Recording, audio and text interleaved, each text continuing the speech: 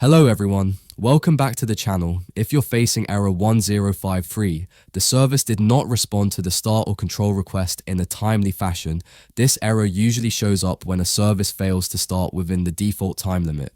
It can also happen corrupted or missing system files, network delays, or sometimes when the system is under heavy load. Don't worry, I'll walk you through a few different methods to fix this issue, and hopefully one of them will solve the problem for you. So, without wasting any time, let's get started. First, go to Windows Search, and in search bar, type Registry Editor and open Registry Editor window. Once the Registry Editor opens, expand H key Local Machine, then go to System, then Current Control Set, and click on the Control folder. When you click on Control Folder on the right-hand side, you'll see a list of entries. Right-click on any empty white space and choose New, and then select DWORD 32-bit value. Name it ServicesPipeTimeout.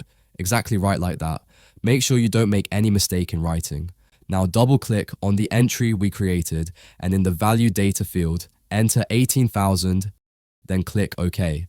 After that, close the registry editor and restart your system. Once your computer restarts, check if the issue is resolved. This first method usually fixes the problem, but if it doesn't work in your case, then the next step is to open Command Prompt as administrator. In the Command Prompt window, type netsh winsock reset and press enter. This will reset the Windows Network Catalog, and you'll be asked to restart your computer to complete the reset, but we'll do that in a moment. Next, type ipconfig /renew and press enter. This will assign a new IP address to your system.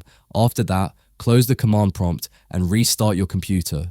In many cases, this step alone can fix the issue. If the problem still isn't resolved, go to Windows Search and type CMD, and again open Command Prompt as administrator.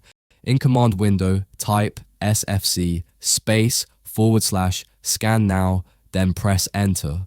Let the scan run until it reaches 100%. This will check for and repair any corrupted system files in Windows. Once that's done, run the next command as shown. Let it complete fully. It will take some time. After it's complete, then restart your system again. After restarting your system, the next thing you need to do is make sure your system is fully up to date.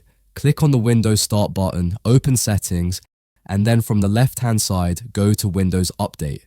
In some cases, you might see an option to reinstall the current version of Windows to repair system files and components. If you see that, go ahead and click the Reinstall Now button.